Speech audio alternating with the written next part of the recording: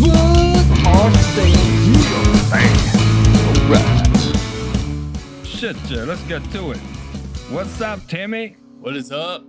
Welcome back. Yes, another fan favorite. Don't make too many pauses. Another fan favorite. Fan favorite episode of debauchery. Yeah, I hate to do this. Douching on the what do you call it? Douching on the internet. Douching on the current trends, topics. But it's something that's been going on for a while. Hey, they So douche it we first, just had to throw in a and head. they make it trendy, and we're just essentially We're commentating. observers. And We're just observers. Hearing a lot of shit. We just want to see what the fuck is going on. What the fuck is going on? Before we do that, give praise to Cthulhu. Oh yeah, and let's introduce our guest. Rahel Before we can do it, do you want me to pour something in there? I got something in here. Oh, I just drank What mine. you got in there? I didn't realize we were starting. I drank mine, but Yeah, we You gotta say the prayer, man. Okay, I'm May sorry. the tentacles Let me add a reach little out bit. to you. Yeah, may the tentacles reach out and may the madness reign over men. may the tentacles reach out and may your tentacle porn be ever fruitful. Yes, All right. exactly. Yeah, let's do it. Clean. Yeah. So yes. So for you guys out here who don't know, me and James are part of Real Unicorn Productions. Our You might have company. heard of us, yes, our company. And They have an actual unicorn. yes. Oh, you should really check it out. It's real. REEL Unicorn Productions. And Dean, our first film, Project Galaxy, did the graphics, the CGI stuff, whatever. For the spaceship Special scene. effects, Yep. yeah, the special effects for the You saved me a lot of time, man. yes. Do another one, man. I have more capacities now for your So do VFX I. Yeah, needs. I'd love to talk to you about He that. loves doing this Yeah. shit, and honestly, he's my thumbnail dude. Yeah. Yeah. I don't want to fuck with thumbnails. Yeah, I've been in the VFX for over a decade, so And he's Nice. every new hot things I jump in. Dean is a legit artist. Like he draws. Dean, He do draws you shit. create 3D animated objects by chance? Yes, I do. Didn't Tim show you the 3D music video I did of him dancing? I don't think so. I didn't what show you. the- I didn't show you that. Oh my god! I must have I shown mean, honestly, everybody. he may have. He may It's have. possible. Yeah. I kid you not. I interact with about 100 people a day easily. So Wow. stuff gets buried in my phone. Like I sometimes I have to message people just to keep their messages up where I can see them. Yeah. I mean, yeah, we're recently This is like true story. practicing and we shot like a sketch / short film just to mess around with like 3D animated stuff in it because there's these new tools that I'm using. I want to animate a full character in it. And, nice.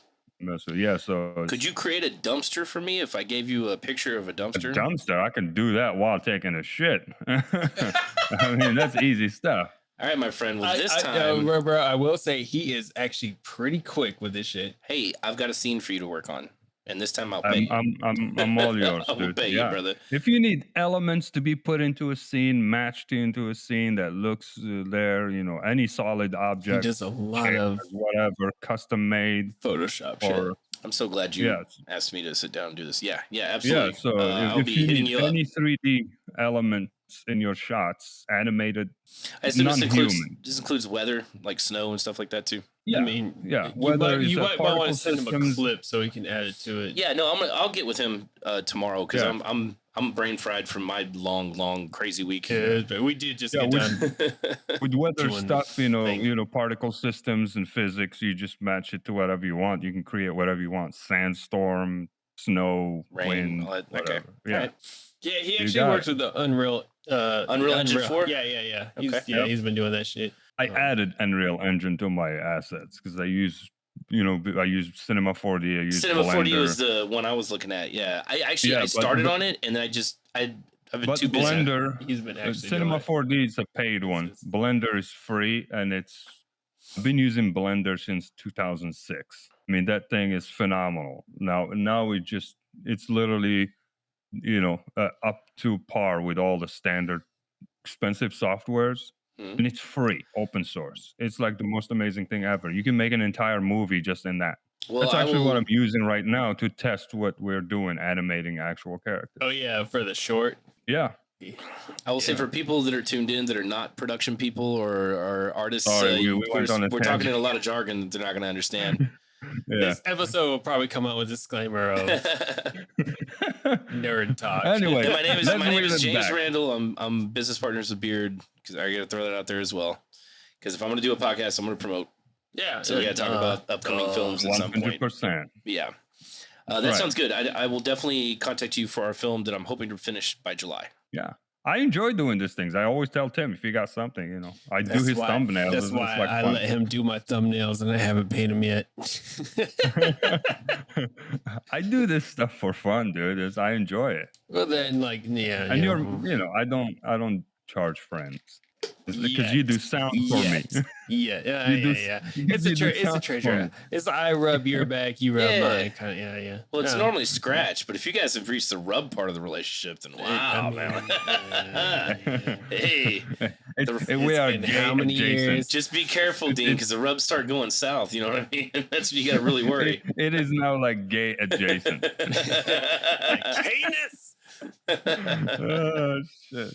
So what were y'all? Anyways, Yeah, what were y'all going to talk Wizards about? of the Coast Oh, are fucking up everything for everyone. okay. So lately, the what do you call it? The webosphere has been exploding with people freaking out about the what do you call it? The OGL, Open Gaming License. Which in reality, the webosphere is really just like 3 angry people and 10,000 bots. That's right. That's right. Yeah. But, So they you know. dropped this big turd, or leaked turd that is ruining people's lives. Apparently. This is interesting. Go uh, on. Yeah. You haven't heard? We talked about it briefly in the kitchen, but I want to. It's ruining my life, and I don't I think don't this even is know. gonna affect us as players. no, I mean, we it's don't not, give a it's not shit. gonna. It's not gonna affect us small fries. But if we were to make, I saw quoted 750,000. That's what I saw quoted. Why don't y'all tell the audience what's happening before you talk numbers? Well, so here's, they're here's what's happening. confused. Here's what's It's true. happening. So D&D has been operating with this open gaming license for like what they say about 20 years now. I think, Forever. So it's which means forever. third-party people can create like people like me and you. I mean, if you're well versed in the game mechanics and system and all that, you can is. write books, So- materials and stuff, and you can sell them, and you don't have to worry about copyright.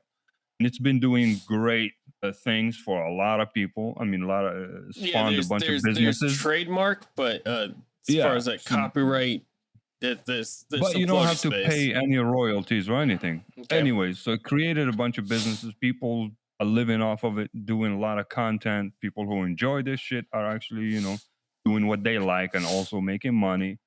And it's been going on for a long time. And it benefited Wizards of the Coast, you know, D&D, people making free, advertising Advertisers, yeah, okay. your IP for, you know, Because it's all around the planet. It's essentially making them money too, because it's growing attraction, and then they're like, "Oh, well, what is It's a this?" mutual- And then you go Cheers. buy the it's book. a mutually beneficial partnership. I'm just Environment, gonna yes. I'm gonna state right up front because it's gonna happen. I am going to Yeah. be the least popular person on this podcast very quickly.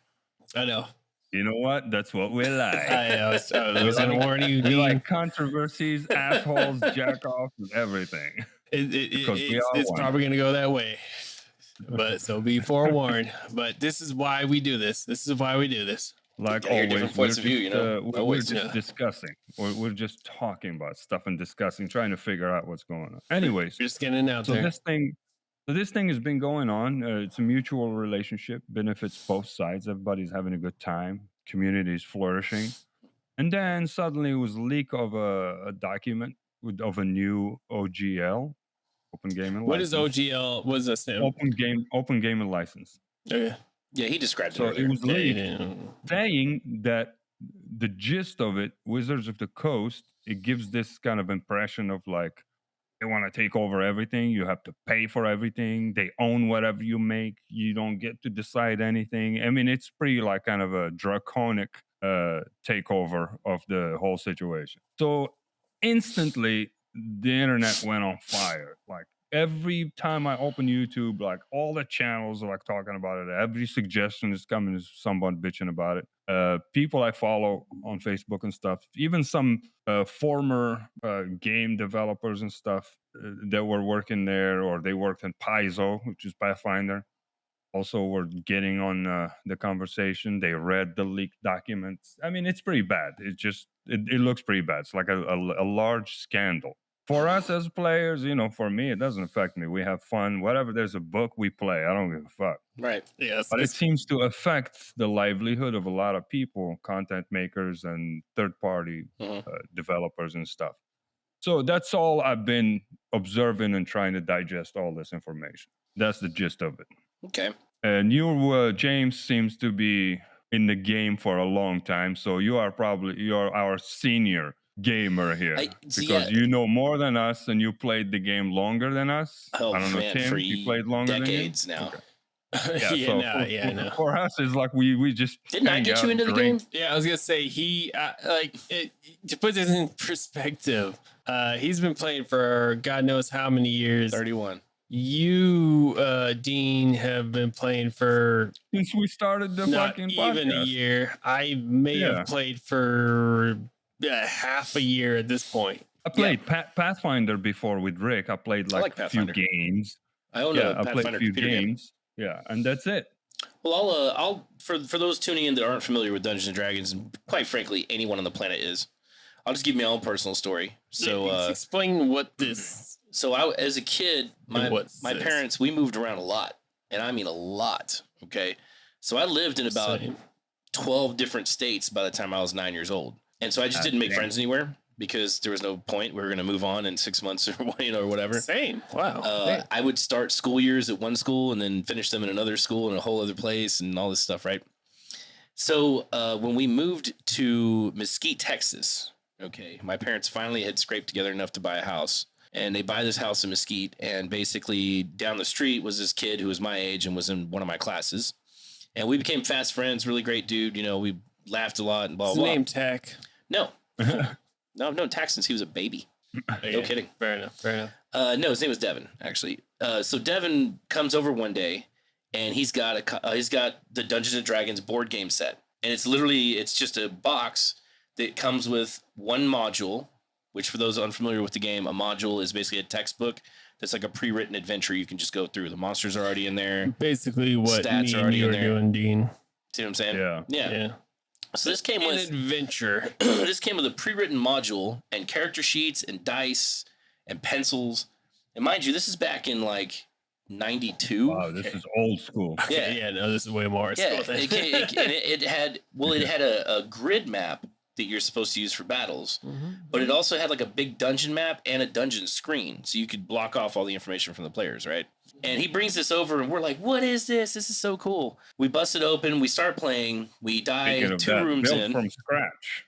Nice, yeah, that's gorgeous. Hell yeah, man! Don't you tease me over here, motherfucker. I know. Next thing I'm gonna get for the house, I think, is gonna be a 3D printer, so I can start 3D printing stuff. Like, this is just foam. Yeah, I know, it's way cheaper. It's more fun. I mean, it's more fun to make. Easier too, I bet. You off. Go ahead. No, you're fine. So basically, we play this module. We die immediately. We're both kind of taking turns being the DM, if you will, because we're both running this game. We've both already kind of seen it. Even knowing things, we were still getting killed because we were playing by the actual rules. Okay. Wow. The actual rules, if you play D&D, the actual rules, you've got maybe a 50% chance to make it to level 2. Whoa! I'm not even kidding. Okay, man. This is new. I kind of want to play this game now. Well, because here's the thing. Let's say that you have an adventuring party, right? And they're all level 1 guys. Let's say there's 4 of them for easy numbers, right? 4 of them. And this guy's got like 3 hit points because he's a wizard. This guy's got 8 because he's a fighter or whatever. And a lot. This is one of the DM kind of very common things to do is to fudge your first hit dice roll and just give you the max. Because the max hit dice for a wizard is 4 hit points. That's the maximum. Wow. You can roll less. So you roll a 4-sided dice, you get a 1, you have 1 hit point. So think about that. Now you're going into a dungeon where if somebody hits you with even a short sword, so some goblin is standing around and attacks the wizard with a short sword, I mean, you're going to kill him right away. Dead. he's dead. Not necessarily kill him. You have to go to -10 or whatever. But he's out of the fight. Yeah. And now suddenly, let's say you have 5 goblins attacking these 4 people. They get 5 chances to do up to 6 points of damage to you. You see what I'm saying? So the game was harder back then. That's the rules now. Just everybody ignores it. Really? Yeah, people like Critical Role will fudge things. They'll fudge rolls, fudge numbers, and it's built into the game that you can do that. So let's say the DM is like, I don't want to kill these people right off the bat, but they have to fight these 5 goblins. Well, these 5 goblins just woke up, so they all have like a penalty on their attack roll or something. You see what I'm saying? Yeah. So there's things you can build into the game to change these things. Like if you come across a dragon and you're not level 20, it's going to kill your whole party. Oh yeah. But you want to be able to have dragons in your campaign. So instead you make it a dragon that like needs something from the party or something. So you can have it attack the party and kind of rough them up and be like, this is what it could be like, or you're going to go do this job for me. You see what I'm saying? Or you reason with them. Yeah, or you reason with them. Or I think they do it for the sake of the continuing the story. It's all about like adventuring together and having a good time, like we do.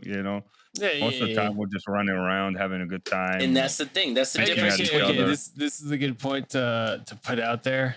Our campaign, Dean, is the worst campaign ever produced. No, it is definitely lenient to people who have never played. It's just to give them an idea, and it is not something to.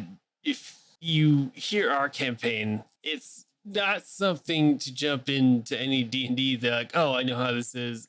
Campaign is about fun. I mean, most of it is us talking, backstabbing each other, having a good time, dialogue. It's like you're watching a movie. Yeah. So it's less more about us. I'm more about the story. Fighting. Yeah. It's all about the story and what I personally enjoy it that way. So I think that's what I do too. The game is what you make of it with your friends.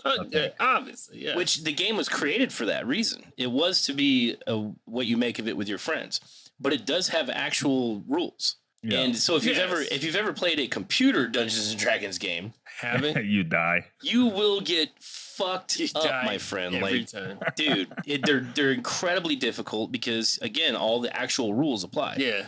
You have to eat. People don't even think about that. Most DMs just ignore that, but there are rules in D&D about I have never been told to eat. You want the story to continue, so like you just kind of sum it up like. So they don't keep track of stuff like arrows or rations or any of that. Honestly, it's like you're reading a book and you hear all this, but like you're playing the book. D&D is like you're playing the book. You're playing a character in the book. Yeah, and they break it down to like almost every day.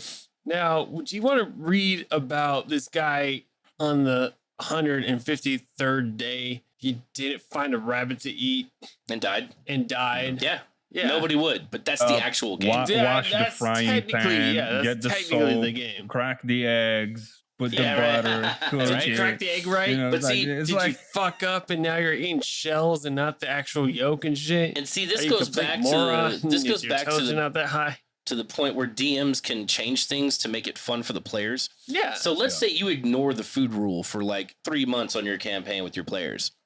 And then suddenly the party is captured by some wizard who puts them in a dungeon and they wake up naked. There's maybe some clothing laying around that they can scavenge. There's scavenging weapons and stuff to get through. And then the DM informs you have to eat. So you can incorporate that into the game and actually use the rules, but you get to pick when and where and how to use the rules. That makes it more fun because then now the player's like, holy fuck, we have to eat. We never think about this. Well, of course you don't. You've got 2 rangers in the party that hunt elk every fucking time you go down a path, or in the woods. Yeah, everything is linked to survival. Or you're in an inn or something. Obviously, you're gonna eat, But honestly, in that situation, you could use those rules. You could say, okay, well, guess what, guys? Now food is gonna be precious. And if you really want to mess with your party, if you want to give them really little amounts of rations and see if they fight each other over it.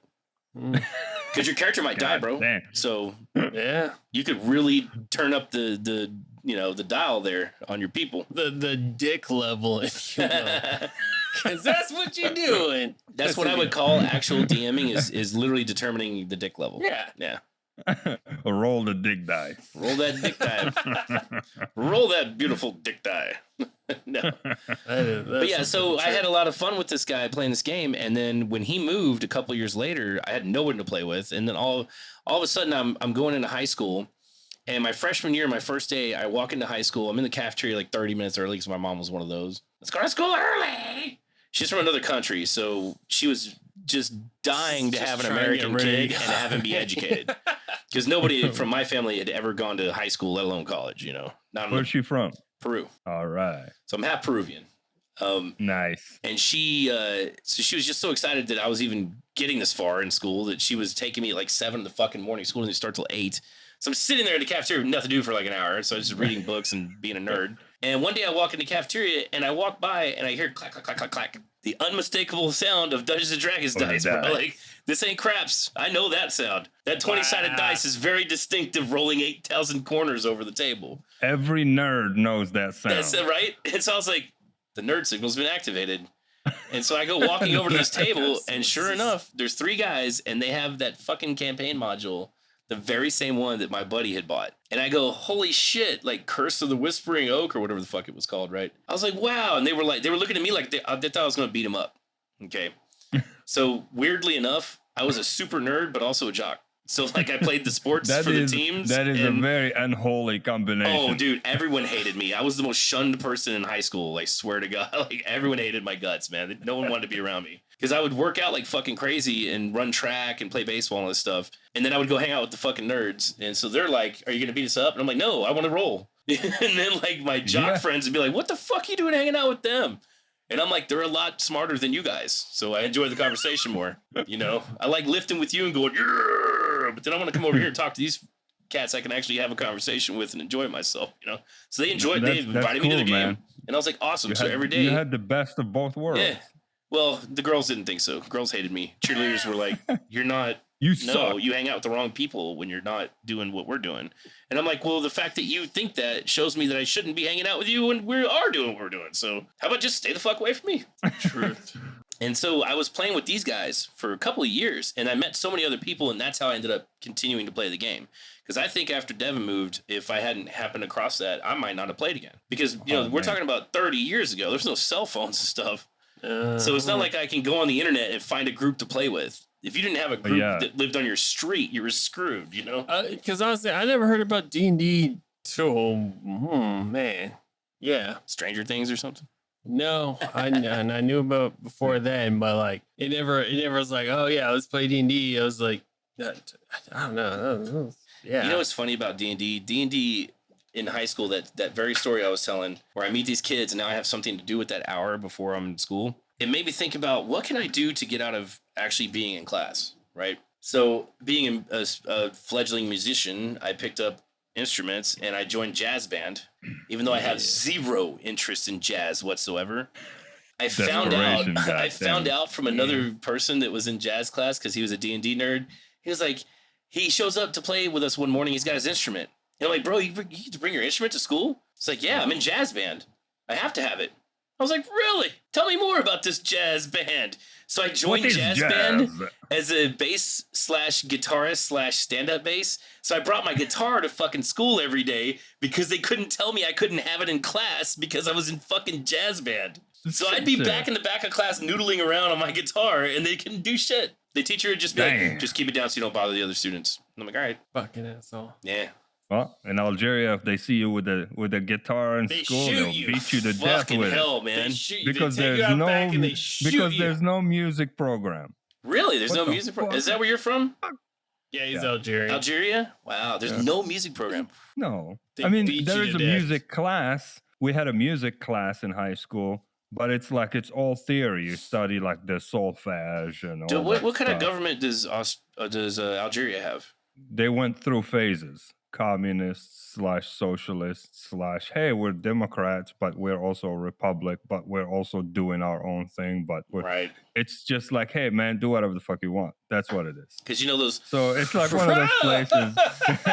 Yeah, if it's one of those totalitarian ones, you know, they tend to. If you ask me what kind of government it is, I can tell you what it is on paper, but it's not. It's on paper. That sounds like the Peruvian government. Straight up. Exactly. There you go. The Peruvian government on paper is very similar to America's constitutional republic. In actuality, it's communist as fuck. Yeah. In Algeria, in the constitution, you know, the presidents can only have 2 terms, but name the last motherfucker who had 2 terms. Wow. Well, hey, I can't. Don't you love how... Did you love how no matter who you meet, or where they're from in the world, they generally detest government. And there's not, you can't meet somebody and have them be like, the government in my country is awesome. No one fucking says that. Yeah, no one says like, I always saying this, like when we talk about stuff. It's like most people say things that I tell them when I say things about politics, I'm not just talking about America. You need to understand. It's when I'm talking shit about this, it's everywhere. Yeah. Globally. Yeah, okay, stop just saying America or the government of America. No, it's everywhere. American politics are not the foundation of the world. And it surprises some Americans to learn that, and that's pretty sad. Yeah, but I'm just saying, you can't just like, single out one government, say, oh, they're assholes. I know, but it's not just them. It's a game that is played everywhere. I know, and especially like, for example, you were saying at one point the Algerians were Democrats, but that may not even be the same thing as what an American Democrat is, because the British right-wing party is not the same as the American right-wing party. Yeah, you know what I mean. In Algeria, they call it the Democratic Republic. Okay. So make of it what you want. Yeah, make of it what. There is only one ruling party there. It's military. I will say this: generally, when you have a really bad government, it's the one that comes for the music and the arts, and it comes for your speech, because that's the only way to control your people. You have to dumb them down. You have to control what they can say to others, so that you can't take away what they love, so they can't educate each other, and then you take away anything that brings them joy. Yeah, the school back there is basic. I mean, anything fun or stuff. I was like, I wish I was born. I want to go to high school here. It looks so much fun. Activities and stuff. I would have after school activities like a crap. Bitch. Yeah. I would. That would have been my heaven. Dude, over there, who knows? We had one class of music during high school. That was the one time we had, and it's all study theory, study the life of Mozart, and then we had one teacher. He was a nerd. He brought his instrument to class. He has an accordion, and he played for us, or he brought the flute, but he's the only one who plays. He like demonstrate for us, and that's it. None of us has ever touched a fucking instrument ever. That's incredible to me. I remember the exam. You go up to the teacher, and I read the notes. I don't know how to call it in English. We call it solfege. Like the do, re, mi, sol, la. And you read the notes. Okay. Do, la, the scale. Yeah. You read the scale, but it's all on paper. Everything is on paper. Yeah. Everything is on paper. I've never touched an instrument in my life. The first time I touched a guitar, and I was like, meanwhile, I joined jazz band. They were like, you only own 2 guitars. And I was like, I can't believe I own 2 guitars. Shit. Yeah, it's crazy, man. For me back there, seeing an electric guitar only on TV. I never seen it up close. It's like, what is this magical It really makes instrument? you wonder, like there's probably some kid in a third world nation right now that's got a government thumbing them down, and this kid, if given the ability, would have flourished and cured cancer. You know what I'm saying? Yeah. They're like, think about all the people around the globe that aren't allowed to create or think or innovate. But you have millions of Jimi Hendrixes there just sitting, not touching anything. And if you just give them 2 seconds with an instrument, they will destroy music as you know it. Now, I personally can't even tune a fucking B string. I'm glad we got onto here, because the very conversation we just had about government and politics is going to translate into talking about this D&D situation. Yeah, all right, let's bring it back. Yeah. So where were we at? D&D. D&D. They decided to change their open gaming license. Yeah. So what were you saying about that? I have a lot to say about this. Okay, hit but it. First, I want to ask you a question. Yes, sir. What do you think about this? Like I said, I don't have a long history of knowledge of what's happening. I mean, I heard about D&D before, and no, but I mean about the content creators and the whole sphere.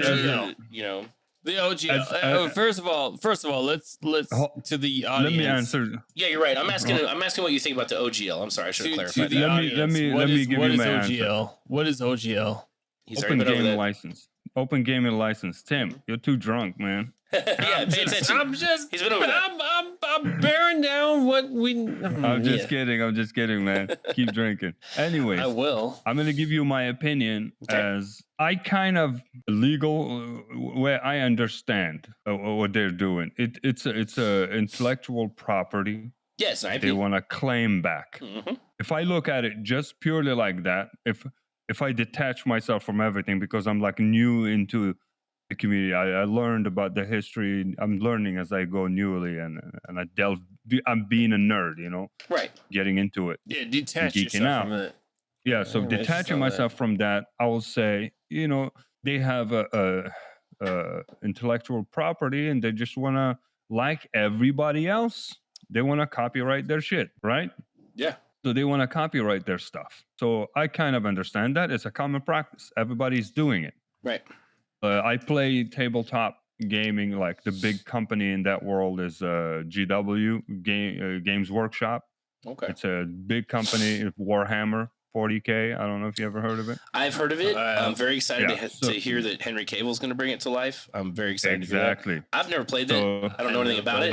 I have a bunch of armies here. I played it. I nerd on that shit. Oh, man, That's what the don't fuck tell you me keep anything. playing about. I That's want to what go the see fuck you keep Cables, talking and about. then I can enjoy that because they tend to ruin these adaptations. So I'm going to enjoy that and then go play the game. But I play other games. I play board games. Also, I play like other tabletop, World War II games and stuff. Yeah, Every yeah. company they have. I still love But board every games, too. company they have the copyright of their license, and then Games Workshop is a good example because they are the giant company in this hobby of tabletop. They're very serious about their copyright. They don't have any open license and all this shit. They copyright their models, the names, and all that stuff. So it's just common practice. Get it, And for D&D, they've been they want to take back, I guess, their property, and police who do business with them and decide what to give you, what not, and all that stuff. So Okay. if I look at it purely like that, it's normal. Mhm.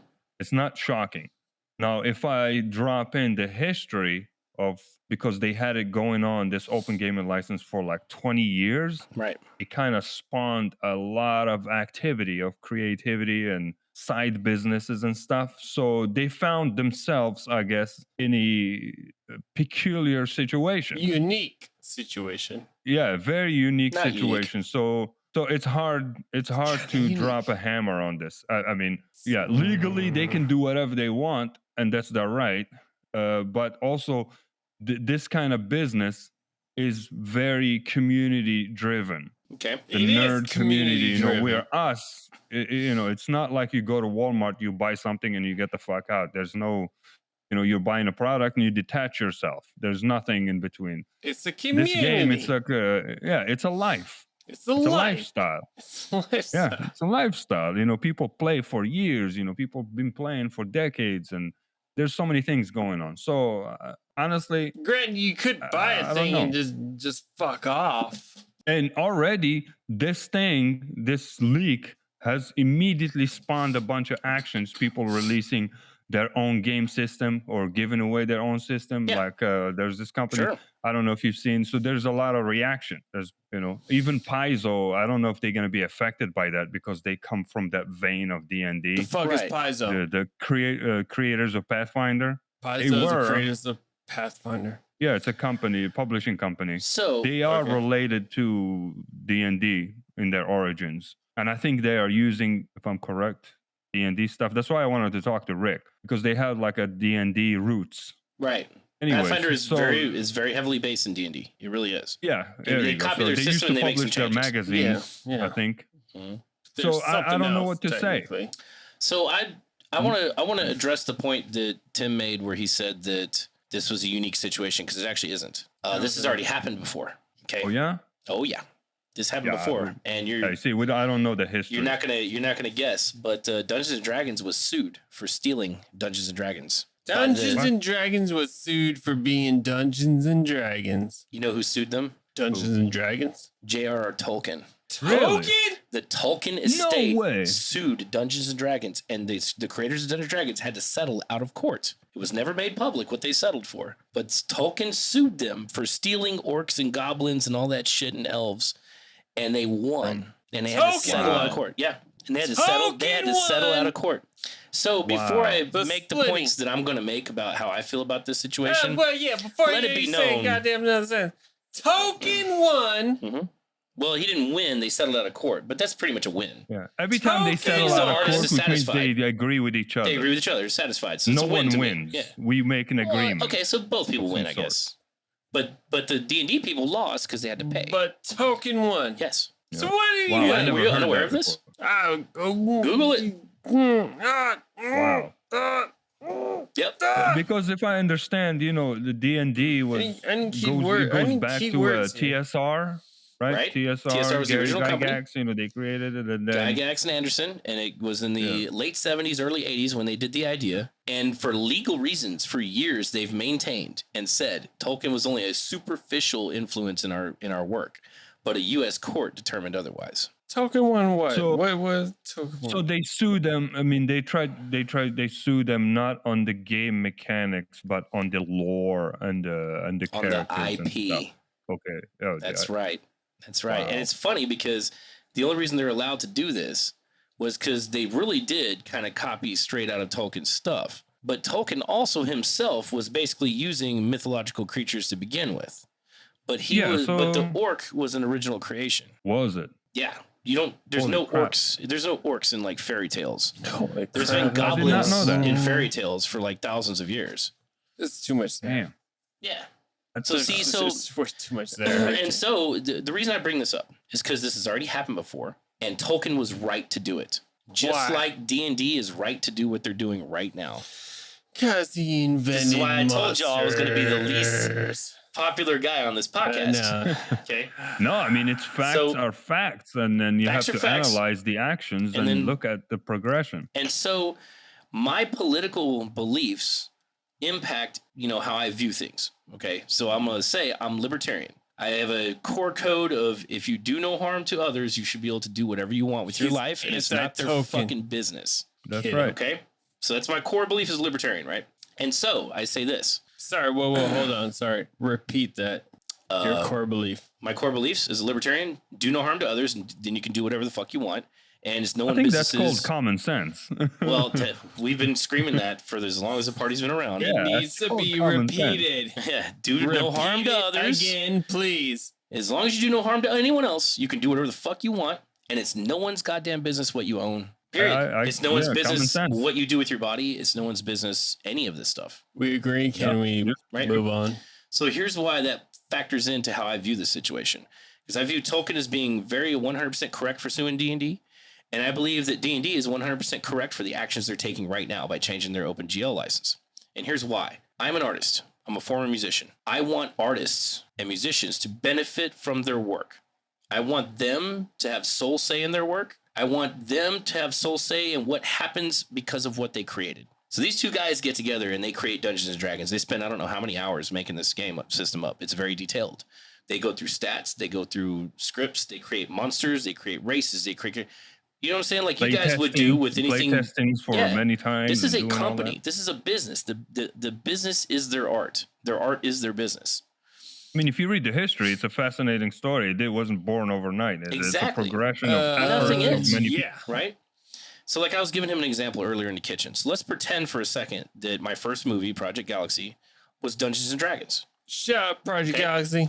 And so Can't me be outstanding, and yeah. Beard sit down for a year and a half and we create Project Galaxy, right? And we distribute it and it doesn't do great. You know what I'm saying? Meanwhile, some asshole with a YouTube following makes $1 million because he did a video that gets 40 million views of him watching Project Galaxy and just doing commentary. Because that's what Critical Role is. Critical Role is taking another artist's art and then pretending to be artists themselves by using it They are to launch themselves. How? They're taking somebody else's That's art. true. Their whole They premise are- is them building their whole brand on top of a game Voice that is actors. They the never popularity of the game made exactly, their content. and they never went into business legally with because Wizards you of the don't Coast or- exist without my game.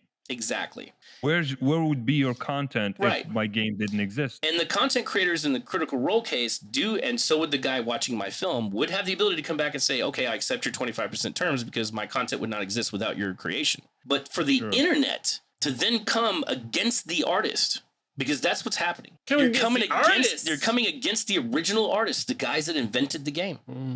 Yeah. Their wishes matter. And people will say, well, they're dead now. Now you're making me think a little bit deeper about this, because I don't wish for these people who are like been making these contents Like for years us. to lose their business. I'm all about people making their livelihoods. Some artists make livelihood. All these people like.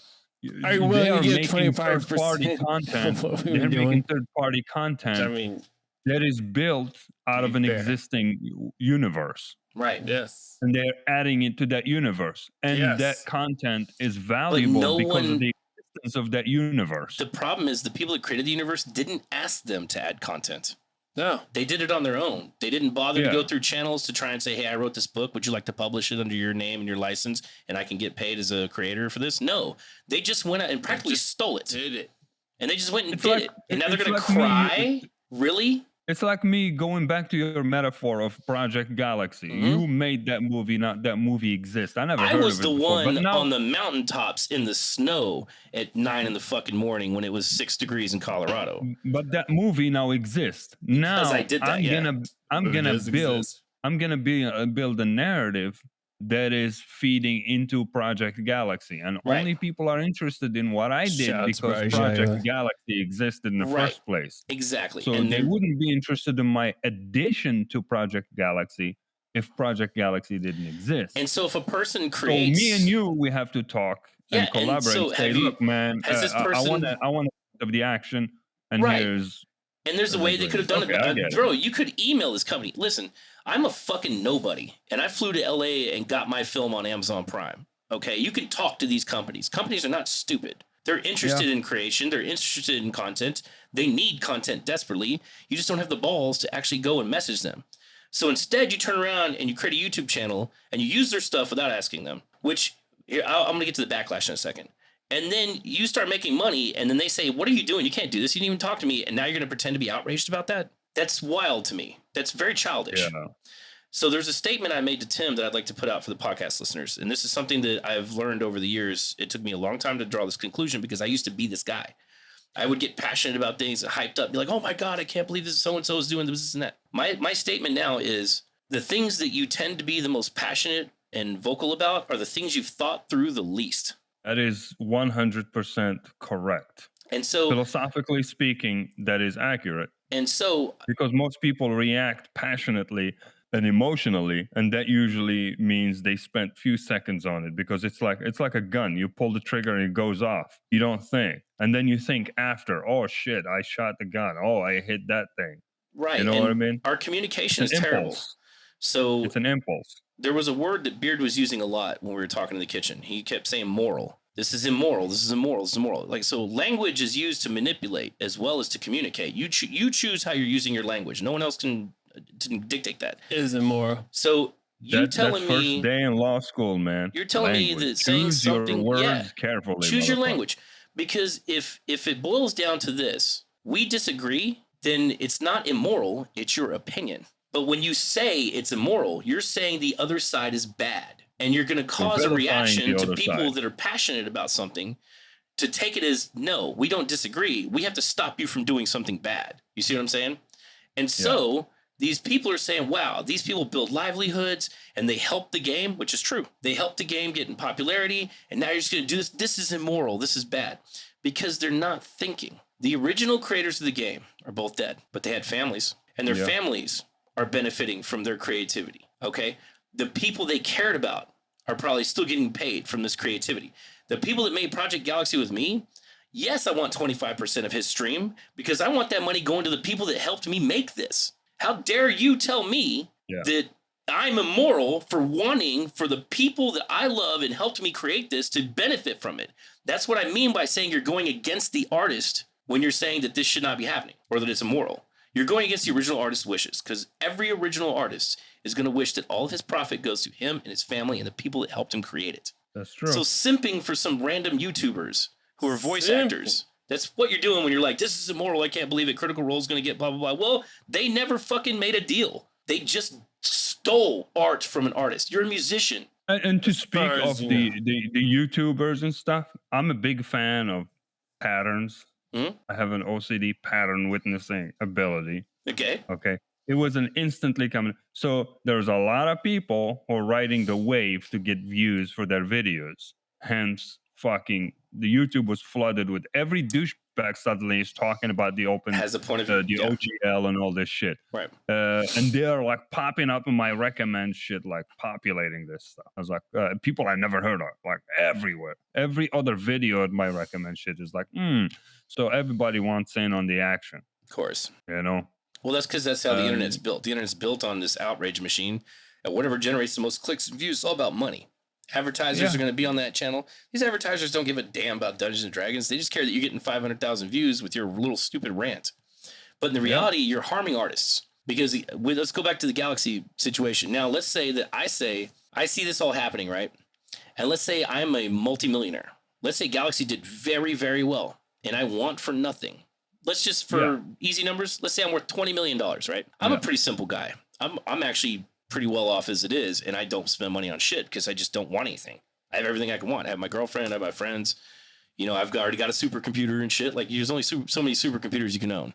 You know what I mean? Yeah. These people think they have a valid criticism coming at the company because they're like, you're rich. You're already on the top of the mountain. Why would you fuck with the little guy? Why are you coming for money from the little guy?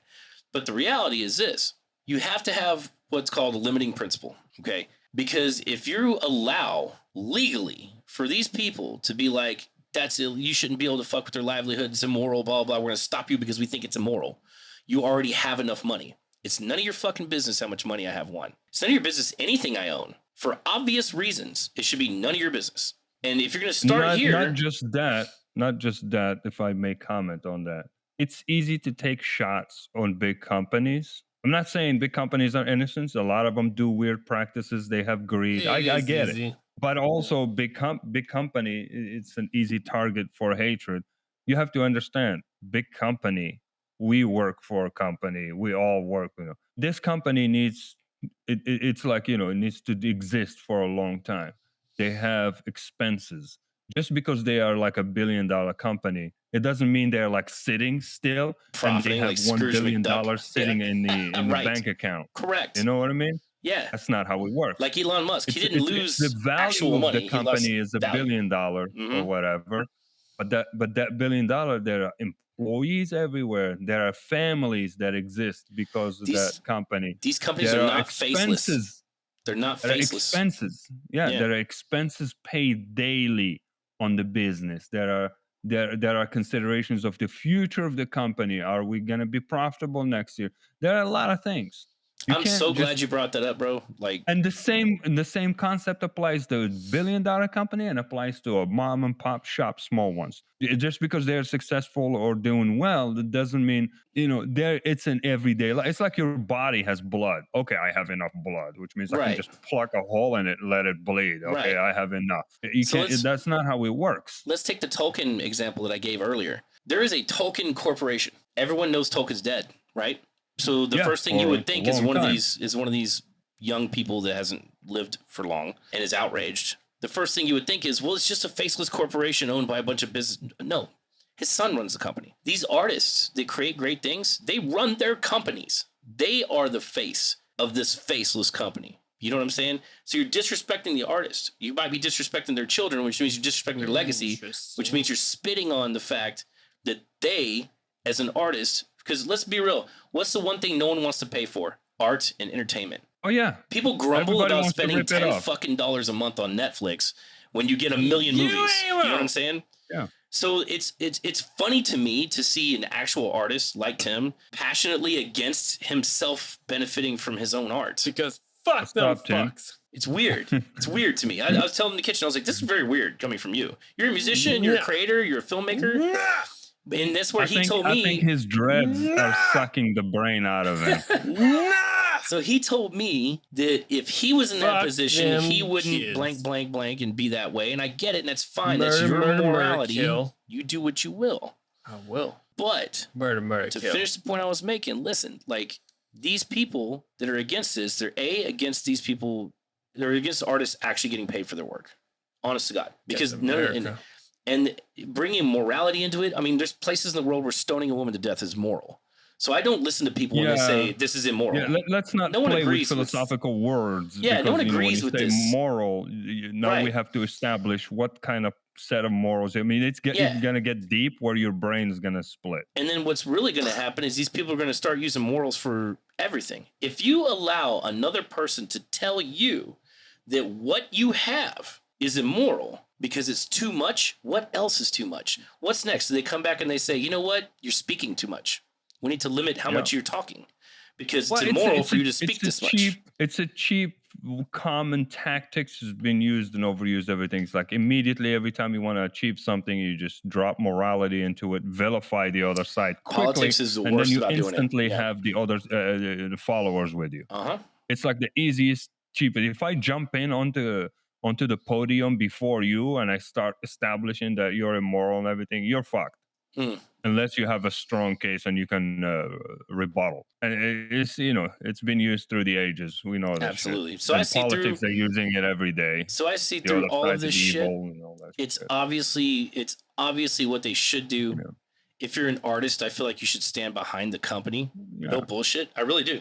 If you're an artist and you want artists to get paid, and more importantly, you want artists' wishes to be followed about what happens with their fucking property, those two guys that invented D&D, their kids deserve all that money. Not some random asshole who decided to take his hard work and just post a video of themselves playing the game. Fuck you, man. You're an artist? Yeah. No, you're not. Sorry. Yeah. And I'm sure the Critical Role people are nice people. I'm not trying to attack them.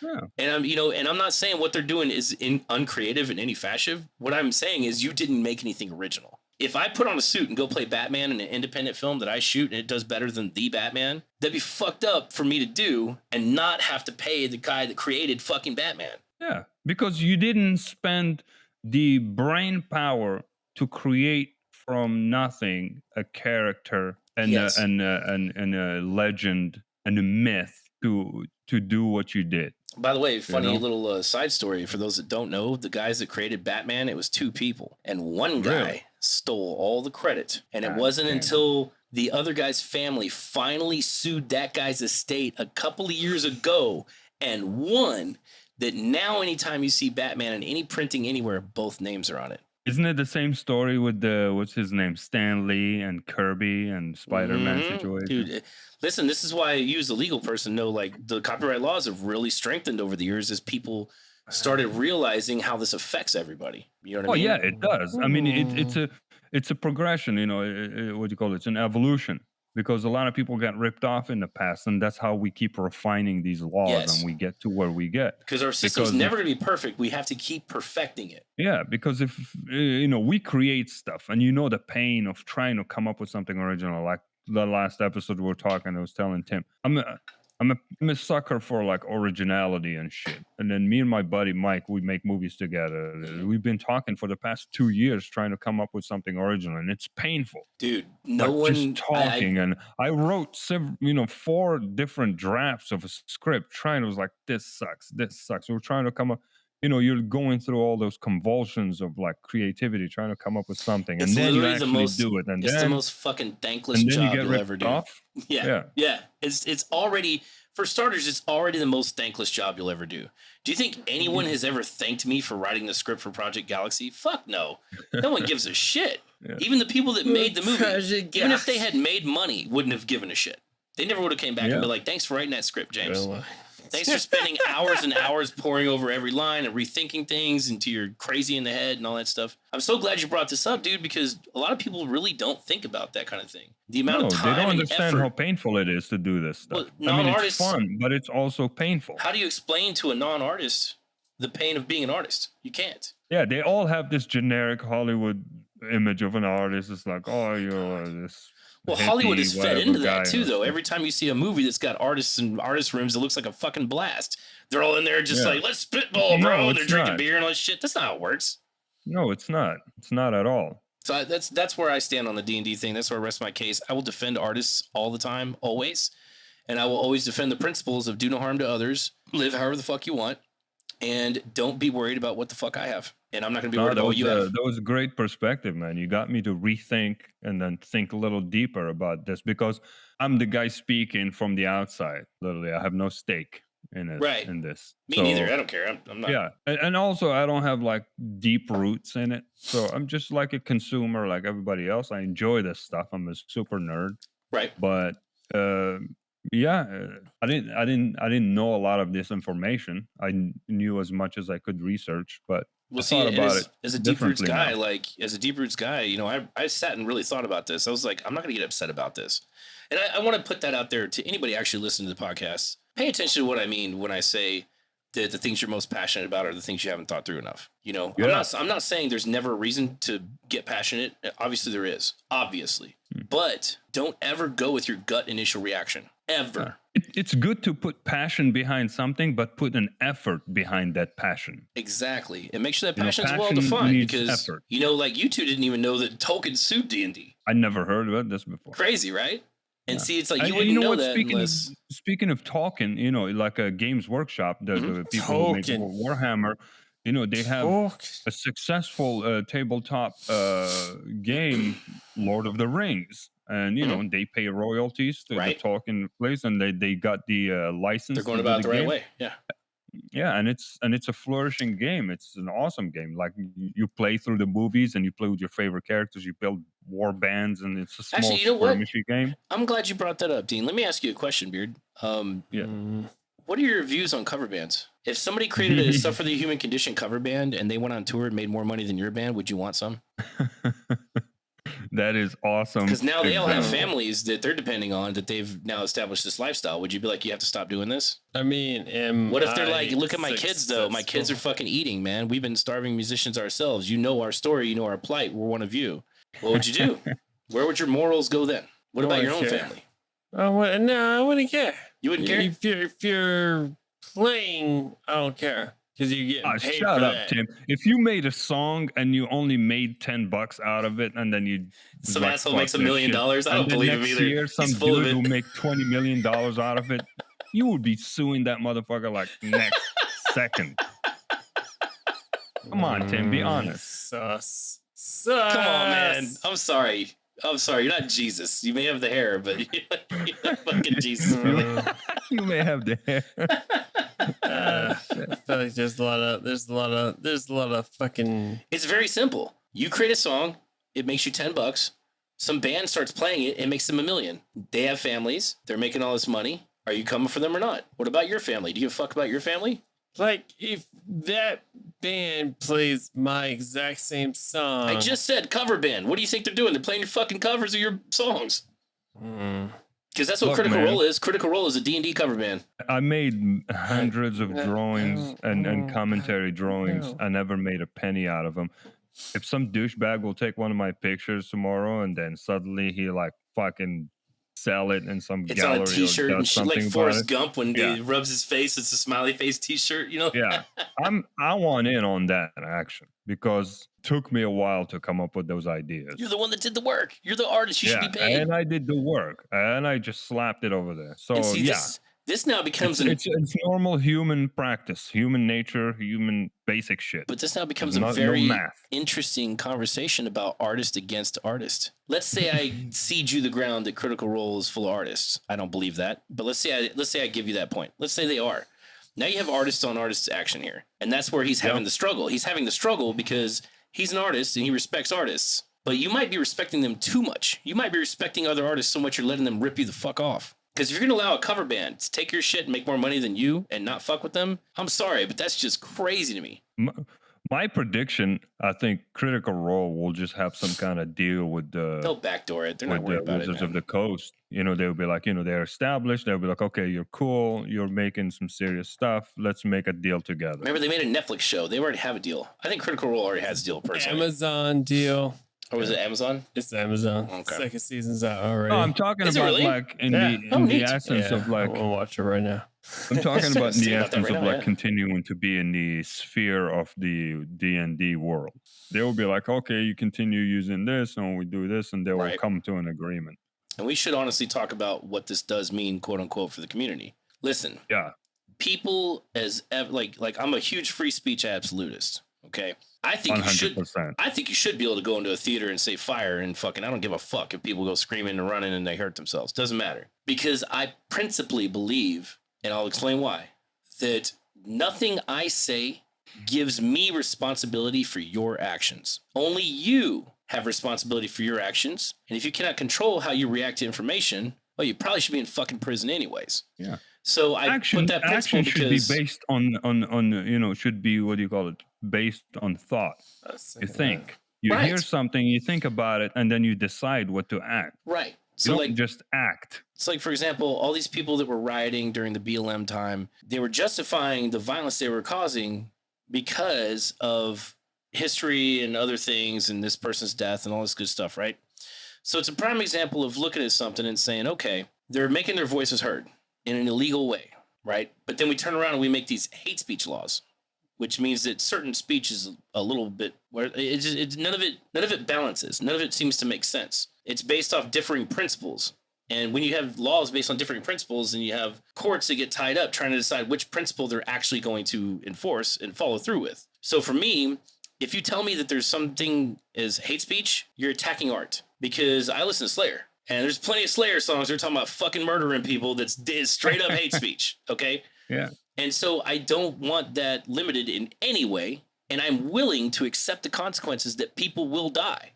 Freedom has a price. And it's not some country music fucking video. The price of your freedom is always going to result in death from other people. It just does.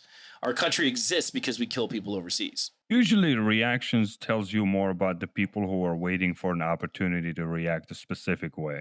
I agree, You know? 100%.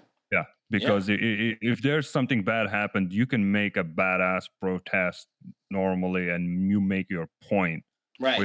without hurting other people who has nothing Right. to do with it. When some people started to riot and rob other places, they were waiting for the opportunity because somebody wanted a fucking PlayStation. Right. And see, that's There's a lot of these tiny little micro stories in there with people who have intentions, and they use the cover and they operated under the umbrella of that mass hysteria, right. And like emotional reaction. And see, this is where I had a lot of people screaming at me because I don't care at all about January 6th. I really don't. I don't care at all. And the reason being is because I cared about the riots because they were harming fellow citizens that had nothing to do with it. Okay, me, like if I have an abusive relationship and I'm with an abuser and I go and key my neighbor's car instead of confronting my abuser. Yeah, what does your neighbor has to do with this shit? Yeah, what the fuck's what does Kinko's have to do with, like, why are you stealing copy paper because black people are being killed by police? That's crazy. Your action that tells me you've been eyeballing your neighbor's BMW and envying him for years, and you found an opportunity to key his fucking BMW. Meanwhile, these dickheads that went into the Capitol on January 6th had an actual fucking problem with the government, and they took it where it belonged. To the government. If these dickheads on January 6th had been wandering around Washington, D.C., burning down people's buildings and businesses and looting cars and all this shit, I'd have been like, fuck these people too. But no, they went to a government building, which, by the way, weird to me to see so many people defending the government that were just talking about defunding shit like a year ago. But here we are. And now they're like, oh my God, you can't do that in a government building. First of all, what the fuck do you think government is? We fund that shit. That's my building. Capitol building, my ass. Dude, it doesn't belong to America. It belongs to us. Us people's taxes built that fucking place. I think we should be able to go in there and be like, hey, what the fuck are y'all doing? Just be able to do whatever the fuck you want with it. As long as you don't harm anyone else, right? Yeah. Well, there's a detachment because, things have been like slow for a long time. People have like detached themselves and forgot that government we've been very peaceful for you. Right. The government is your work for you. The president is your employee. Mm-hmm. So, that building is ours collectively. To me. And these assholes in the Senate and everything, they work for us. I don't have to bow to him. He bows to me and kiss my ass because I give you a job. I feel like this is why Trump got elected, even though he's obviously an idiot, was because he was the first president to go to the people and be like, I work for you. You're all unbelievable. I love you so much. I work for you. If they're attacking me, they're attacking you. And that's why he got elected. Meanwhile, you turn around and you watch Biden get elected, and he literally tells someone right to his face, I don't fucking work for you. You can see the clip. Yeah. He literally screams to this guy. He's like, I don't work for you. All right? Yeah, I'm the fucking president. And that's wrong. You work for me, dumb shit. The second that he fucking said that, I was like, I would never vote for this man. How dare he tell any citizen that dared to speak up to him, his fucking employee. I don't care if that guy makes $7 an hour at McDonald's. The president works for you, bro. Not the other way around. Yeah. For him to sit there and be like, I don't fucking have to listen to you and shit. Specifically the guy who makes $7 an hour, you work for him, motherfucker. Yeah, because you're the one, the government was supposed to originally, when it was founded, be to keep these rich, powerful assholes from fucking the small guy, because that's what we were founded on, because England was fucking America, the small guy. And here we've turned it around to now the government just protects the rich people and fucks the small guy. And then when some people get together and they're pissed about it and do something about it, unfortunately, half of the country is literally asleep at the wheel because they want a reason to hate the other side of the country. And it's wild. So defend this shit. It's weird. Oh, God. And the other spectrum of that, private companies do not work for you. They're in business and they own stuff and they get to make decisions on what, benefits their properties and stuff. In the case of, I guess, Wizards of the Coast. Right. And I want to ask you this question, Dean. So, because, as my libertarian viewpoints show, there's going to be impasses. There's going to be places where I really don't know what to come down on either side. Because the world's in gray areas always. So it's not going to be easy. Yeah. It's not. Yeah, no. But as a libertarian, like, I look at some of the stuff that happens and I can see where some things will start impeding, like both sides are going to have their rights impeded on, and then you have to pick somebody. Yeah. And I don't know how to do that. I don't like situations where both sides are like your rights are going to be trampled on either way, no matter what comes out. Like for example, the Second Amendment. Okay, one side's going to feel like they're trampled on no matter what happens, and the other side's going to feel like they're trampled on no matter what happens. But if you think about the rights, if you think a person has a right to live without fear of being shot, and also a person has a right to defend themselves in their home and have a gun, there's no compromise there. Yeah. And I feel like a lot of our issues have gotten to the point where there's obviously not a compromise. So an easy way to make money with all this new shit like YouTube, like we're talking about, these YouTubers on D&D, an easy way to make money is to appeal to one side's fear and get elected. Well, yeah. They do it because they know that we can't solve some problems without trampling on some rights, and you have to pick whose rights you're going to trample on. Yeah, it's the same game. A lot of these YouTubers are like they run themselves as a business. So they try to appeal or attach themselves to whatever the algorithm benefits them. The algorithm brings them to the constituents. We could do a whole podcast on the algorithms. And it pushes them to the exposure, and it gets their products through. So that's what it is. In fact, they lack the courage, pure honesty. Well, because pure honesty doesn't pay. That's why journalism is in the state it's in. I wanted to be a journalist when I was in college. Pure honesty meaning, this episode may be only heard by like 2 dudes. I don't give a shit. But one of those dudes might be like, wow, you changed the way I thought today. And I might be a better person next day. If that's so, that's great. But that's what the risk of pure honesty does. My video on YouTube might not be viewed at all. It might have, 12 views and that's it. Right. It dies. But that's what I want to do. I just want to get it off my chest as is, and if it gets, it gets. And see, as a film producer, I'm the same way. You're communicating with other people. Mm-hmm. The full-time YouTubers, they lose that privilege because they're dictating. Now they're slaves to the business. They have to follow this kind of like formula. I don't. Right. My formula is I just want to hang out here with you guys, and I have some things to say, or I want to hear what you have to say. If it goes anywhere, the intent is to communicate all this with other people. Yeah, so we're gonna when the podcast is done, we're gonna win regardless of whether it does views or not. Yeah, and if it doesn't, that's fine too. But I achieved what I came here to do right now by this conversation. I have learned new things. I thought about things differently.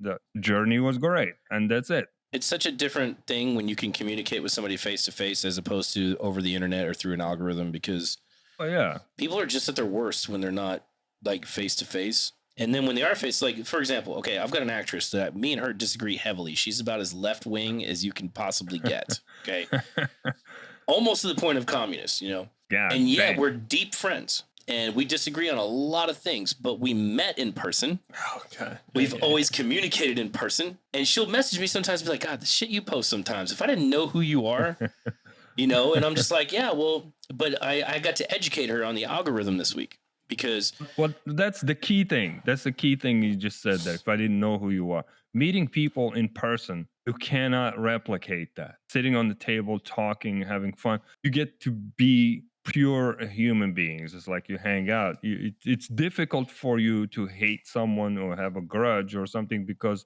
in person you can see the nuances and you can see the flavors. Yes. And that we're just discussing things and I know who you are in the flesh. In the internet, you lose all that. And also, we are in the infancy of all these algorithms and stuff. So all these things are not perfect anymore. And all these YouTubers and people are victims of that Yes. imperfections of algorithms and shit. So, because in the future, it's going to be perfect or close to perfect. And that's when the real content makers will benefit. Yep, I agree 100%. And I had to But all educate her on these this people because now, are they going to be all swept up? Most of them are going to disappear in the wind. probably, I mean, 40 years ago, there was people that made living pumping gas in cars for you. I mean, things change with the times, obviously technology and such. Yep. But I was going to say, I got to educate her on the algorithm because she inboxed me one day and she was like, why do you constantly post about how much you hate women? And I was like, what the fuck are you talking about? And she didn't realize that so I explained to her, I said, have you ever noticed that the only posts that you interact with from me are the ones where I make jokes about women? You don't interact with any other of my posts, none of them. The algorithm knows that. You never see any posts where I praise women, do you? And she was like, no, you've made those? I'm like, yeah. But the algorithm doesn't show you that because the algorithm knows you don't care. You only interact with the ones. So it's trying to show you what you interact with. So it's painting a picture of me to you that you yourself are helping it paint. And so I said, look, give me 5 minutes. I went back to my own profile. I care about this person, so I don't care about her opinion. I went through my own profile and I screenshotted like 5 or 6 posts in the last month where I'm praising women or praising my girlfriend or whatever and sent them to her. And she was like, I never saw any of this. And I was like, because you unwittingly, and I'm glad you used the word Dean victim. I'm glad you used the word victim for this. You were unwittingly a victim of an algorithm that only cares about things you interact with, and painting me in a negative light gets you to interact more and therefore gets Facebook paid more. That girl, she had the option to come to you in person and confront you and then get the real story and learn. Most people on the internet don't have that option. Right. That's where you lose the anonymity and all that stuff. You lose all those options. In person, think about it like this. Even back in the days before the internet, journalists, there's a newspaper, comes out every day or every week. So as a journalist, you don't give a shit about any of this job. You pursue the passion story, you get the shit, and you get done. Now it's different. Now it's the clicks, the algorithms, you choose your word, all this shit. So it destroys all your ability to actually be free. There's no credibility in journalism anymore. Or as an investigator. I will straight up say that. Or as a person. There's just no credibility at all in journalism. Any of it. Everything I see now is just complete garbage because I know how it works. And the sad thing is I know how it works now and I know how it worked then. Okay? Because when I was in college, I was studying to be a journalist. That's what I wanted to be. I wanted to be an investigative reporter. And I went and I sat in, I was an intern for Morning News here in Dallas. Or wait, we're in Fort Worth now. Well, Dallas back then. And they took us through the facility and they took us to the spin room. And for the people that don't know what a spin room is, basically every day the paper gets together with their journalists in a giant room and the editor-in-chief, the guy that determines what's getting printed, asks them, what do you got today? And they pitch him their stories. And he picks what gets published and what doesn't.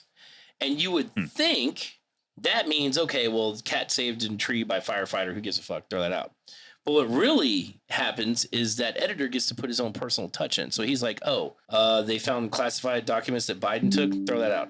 Oh, they found classified documents that Trump took. Payroll that's number one. Yeah.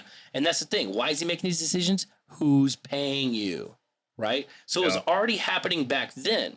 Then what happened is the internet completely broke journalism because people weren't buying papers anymore. I'm old enough to remember going to, if I needed a job when I was 20, I would go down to the gas station and spend $1.50 and buy the fucking newspaper to look at the classified ads. Yeah. So imagine all of that going away now. Okay. And they're hemorrhaging money. The only thing they can do now is get online and become a personality because they need the clicks and the views. So CNN decided we're just going to be straight left wing. Fox decided we're just going to be straight right wing because they're just trying to capture. Guarantees the audience. You guarantee the audience. So now it's not fucking news anymore. All it is the propaganda you like. The algorithms guarantees your content will go to that specific audience. And that's why when I log in on Facebook, I get shit from the Young Turks. I get shit from Ben Shapiro. I get shit from Bill Maher. I get shit from Alex Jones pops out. I get everything because I have views that are both sides. And the algorithms learned that I enjoy getting left-wing views as much as I enjoy getting right-wing views. I've been doing that since the beginning of this internet thing, I've been confusing The algorithm. Yeah. by choosing the weirdest shit that as if you know me in real life, Bro, you know I don't like. smart. I click on this and the opposite of it, and Yep. then sometimes the weirdest thing ever. Here's So a praying I mantis eating a jumbled this spider, shit. and here's a panda eating bamboo. Yeah, and then this way the algorithm doesn't know exactly where to categorize. And then it shoves everything where at your you're at. face because it's just trying to find who you are. Here's this and beheading you're not video. gonna Here's find, fucking, you're not gonna find who I am because I'm gonna keep throwing curveballs at you. But you're smart enough to do that. The average American is not. The average American has Because no we- idea how this works. We were lucky to grow up in the old. We were like the generations of we witnessed the transition. We were in the Yes. old world where you had to pick up the phone and dial this shit and walk. Yep. And then Them fucking suddenly walk. we're here, you know? Yeah. So I know both universes. That's a great I have the point. luxury of experiencing both. That is a I- great I point. feel sorry for the new generations because they don't have a comparison. I feel like It's they're not their missing a fault. lot of perspective because of that. Yeah. And it's not their fault, if we can help them, Well, think keep about this, shedding Dean. lights on the stuff. Think about just the most basic comparison example. I bet you, like me, grew up with fucking stranger danger. Don't get in a car with strangers. Don't fucking, right? And now, like, you call a stranger to pick you up on your phone, and you willingly jump in the car with them to go somewhere when you're drunk. when when you're fucking drunk. Think about that. You know What a how many shift. you know how many script ideas I got with the Uber thing since this whole Uber thing started. I That's had a many great script idea, ideas. bro. That'd make a great horror film about an Uber driver. I already have like You'd several plots in my you'd head. get shut I down. pitched them to Mike. You'd get shut down. Uber would sue your ass like D&D style. They'd come for you. You could fuck with our business making a horror film. Like, Here's the thing. I not don't be a have horror, the that's luxury. I don't have the luxury of budget or time. If I was like None of us like do. some kind of director, I would have made already a movie and I called it. bro, like Uber, I man. pay for all my own shit. So, I don't have any Yeah, budget so- either. Studios ain't coming and giving me any fucking money yet. We're all independent here. We're all I've been trying to. independent here. I have a story. I've been trying to simplify it. The Uber situation, and it could be done easily. Like one simple story of like that goes wrong. Right. One guy, you film it in your house from Let's your talk house about or let's talk whatever about that. Let's party. talk about that offline. Because Yeah. people don't realize this. I'm not a fucking dictator, and I don't always think I have the best idea. And I'm open for any ideas. We have a production company. We have cameras and crew. If we think the movie's gonna make money, I'd absolutely make a deal with you, Critical Role. Come to the D&D table and let's fucking talk. You know what I'm saying? Let's make this shit. And let's make it. Yeah, maybe you have a great idea, dude, and maybe I'm the guy to be able to visionary it and fucking we can shoot it together and get it done without it costing a lot because we already have everything we need. If you're willing to make the time, you see what I'm saying? On a lighter note on that, since we got into movies, have you watched the new D&D movie yet? What? It's They out. made a new one. It's out. Are you saying Yeah. it's out? I think it's out. I hadn't even heard that it was out. I you- did watch the trailer and I think it's god awful. You saw the trailer, right? The Yeah. thieves and all that stuff. Okay, So cool but you were thing aware is, of it. oh, I'm aware of it. I Yeah, saw the yeah, trailer. yeah. I was thinking it's out. I was like, that. I'm gonna be honest. I was gonna be shocked. I'm probably as not hell. gonna go see it at all, and I may never watch it. I want to see. I may it. never watch I it. want to see it. Reason I being, want to see it. back in the early 2000s, they made a D&D movie, and I that movie. recently made everyone in the household watch it. We were all drunk one night. I was like, That "Fuck it!" was Dude, I bought it off terrible. Amazon for $3.99. You know, it's like I got $4. Let's fucking have a laugh, Come right? on, let's watch it. Let's have a laugh. So we sat and watched this. Fucking awful. It was. And it was bad. all It I, was you know what? bad. All I honestly saw from the trailer It for was the new one bad. was just a fucking updated version of the bad. old one, and I was like, It was no. bad. I'm not gonna watch this crap, but you have better graphics. Fuck you. So bad, dude. It was, yeah, no, it was terrible. Shit, That was yeah, bad. man. That was good, James. Thanks for Shite. joining us with Hey, your perspective. That Thanks was for awesome. inviting me. I had a lot of fun, No man. problem. I never get to be just a Man. guest on shit, you know. I like Yes, this a that's lot, finally so I demand you gonna be in our episodes every time. Ah, That's it. I'll do what I can. Demand satisfaction. I'd love to come back though when we have a topic to, and I have a day that I'm off to be able All to do right. it. And All right, I'm please gonna do. I'm custom gonna invite. made- Are you married and such? Yeah. Okay, I'm gonna invite you and the wife out sometime, and we'll have dinner over at my place. I'm a pretty good cook, bro. I'm a pretty good cook. I'm just saying. That electric smoker, baby. I'll make some lamb. Like You have the magical Wonderful skill that I time. lack. You can figure out No pretty doubt. much anything You- except for you- fucking you food. Fucking. there's a reason why I'm fat, my friend. And there's a reason why I'm still skinny. Yeah, 'Cause right. I can't fucking cook. I suck. I'm gonna teach you some man. things, man. It's gonna be awesome. So nice to Yeah. finally meet you, though. And Of course, man. It was awesome. I couldn't have planned it any better. if it's okay with you, I'm gonna get your number from Beard, and that way I can Get hit you up anything you tomorrow. want, and let's man. talk My about this. number- Let's talk about the scene for my film 3 that we're finishing now. Like, I think if you can do, I want to send it to you and see if you think you can do the digital effect for it. Okay. Okay. And then we'll talk. Okay. Yeah, no problem. Tim. Yeah. I'm gonna have a hangover tomorrow. Fuckface. I'm going to. Your girlfriend needs to ride home from work. You gonna go get her? Peace, motherfucker. Peace.